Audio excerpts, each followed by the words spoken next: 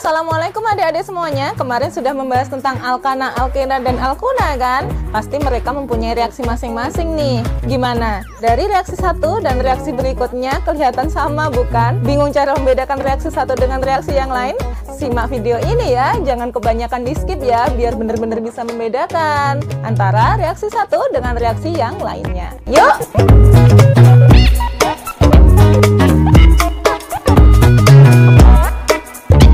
Reaksi yang terjadi pada senyawa-senyawa hidrokarbon atau senyawa alkana, alkena, dan alkuna antara lain yang pertama adalah reaksi substitusi, di mana cirinya adalah terdapat pertukaran gugus. Kemudian ciri yang kedua adalah tidak merubah jumlah ikatannya.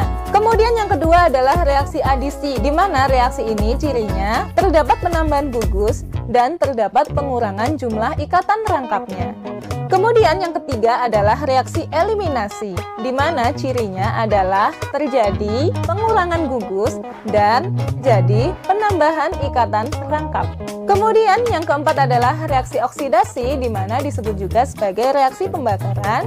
Kemudian yang kelima adalah reaksi polimerisasi, yaitu reaksi penggabungan monomer-monomer menjadi suatu polimer atau suatu molekul yang besar. Nah, untuk memperdalam pemahaman kalian, kita langsung lanjut ke contohnya aja. Yuk! Yang pertama adalah reaksi substitusi, di mana reaksi ini terjadi pada senyawa-senyawa alkana. Nah, di sana sudah ada contoh reaksi di mana CH4 ditambah dengan Cl2 menghasilkan CH3Cl ditambah dengan HCl. Kita uraikan reaksinya masing-masing. Nah, kita lihat di sana adik-adik, ada pertukaran gugus H dan gugus Cl. Akhirnya menghasilkan atom C yang salah satu gugusnya menjadi Cl, kemudian yang semula Cl2 menjadi HCl.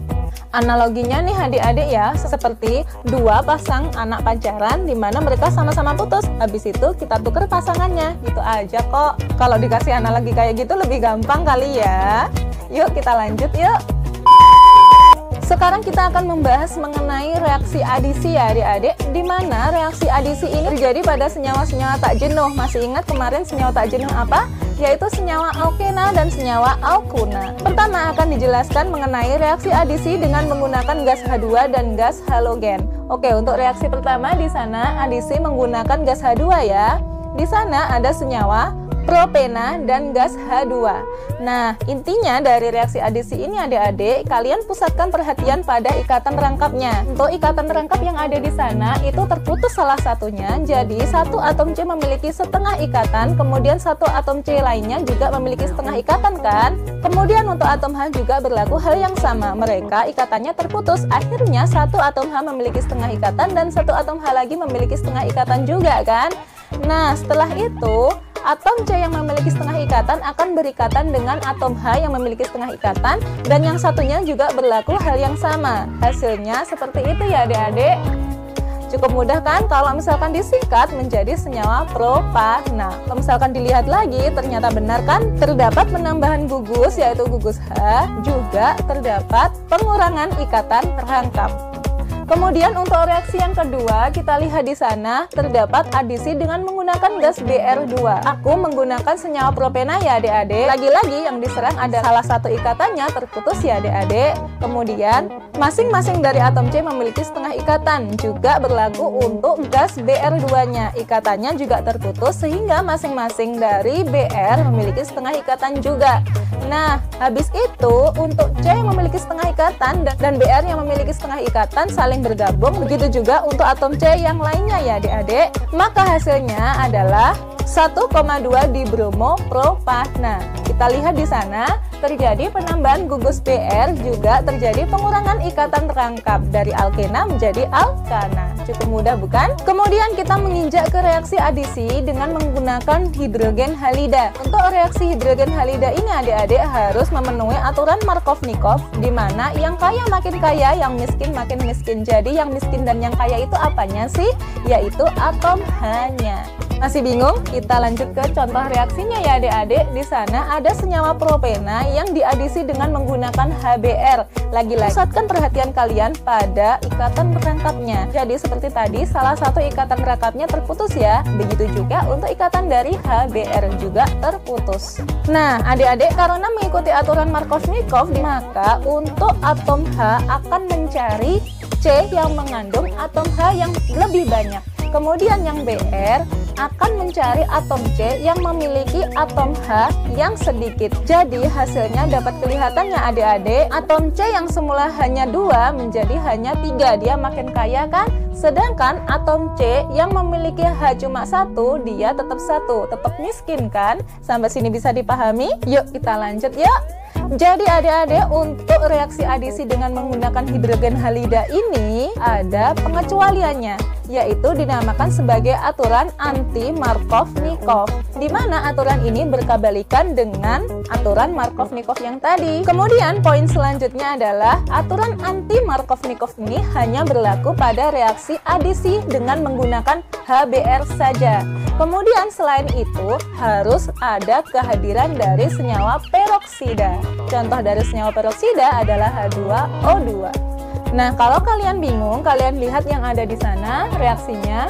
Nah, karena di sana ada kehadiran H2O2, maka akan berlaku aturan anti-Markovnikov, di mana atom H akan mengikat pada atom C yang miskin H, kemudian untuk atom Br akan mengikat atom C yang kaya H. Kebalikan dari yang tadi ya, meskipun sama-sama HBr. Jadi adik-adik, kalau untuk hidrogen halida yang lainnya seperti HClHF dan Hi, meskipun ada kehadiran senyawa peroksida, tidak berlaku untuk aturan anti-Markovnikov ini ya. Kita lanjut ke reaksi eliminasi. Reaksi eliminasi ini terjadi pada senyawa alkana.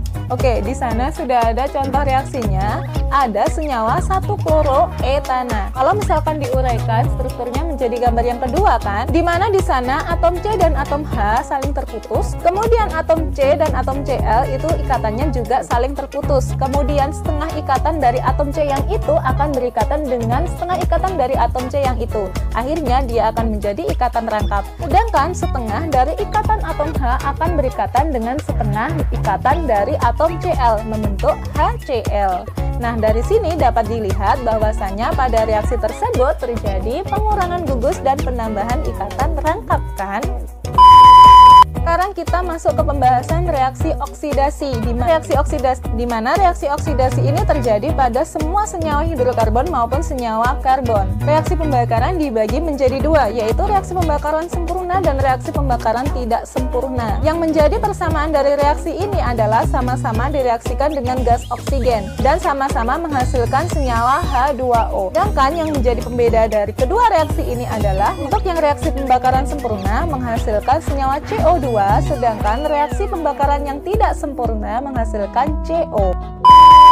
Sekarang kita masuk ke reaksi polimerisasi, di mana reaksi ini terjadi pada senyawa-senyawa alkena. Reaksi polimerisasi ini merupakan reaksi penggabungan monomer-monomer menjadi satu polimer kan. Monomer merupakan senyawa dengan ukuran molekul yang kecil, sedangkan polimer merupakan senyawa dengan ukuran molekul yang besar. Ya karena digabung tadi. Kita lihat contohnya di sana ada senyawa etena. Dia akan siap mengikat dengan etena yang lain kalau misalkan salah satu ikatan rangkapnya terputus ya. Nah, terputusnya ikatan ini akan menyebabkan setengah ikatan akan siap berikatan dengan etena yang lain dan setengah ikatan akan siap berikatan dengan etena yang lainnya juga. Nah, penggabungan dari etena-etena ini akan menghasilkan suatu polimer dengan N merupakan bilangan bulat. Alhamdulillah adik-adik, akhirnya semua tentang reaksi yang terjadi pada hidrokarbon mulai dari alkana, alkena hingga alkuna sudah selesai dibahas ya. Sekarang gimana? Sudah bisa membedakan antara reaksi satu dengan reaksi yang lainnya kan? Semoga video ini bermanfaat untuk kalian. Kalau misalkan dirasa video ini penting, kasih like-nya ya. Jangan lupa share ke semua sosial media yang kalian punya dan ke teman-temannya juga, biar yang ngerti nggak cuma kamu aja. Kalau misalkan ada pertanyaan lebih, kalian tulis di kolom komentar ya. Terus jangan lupa juga subscribe-nya. Akhir kata, wassalamualaikum warahmatullahi wabarakatuh. Tunggu next videonya. Dadah!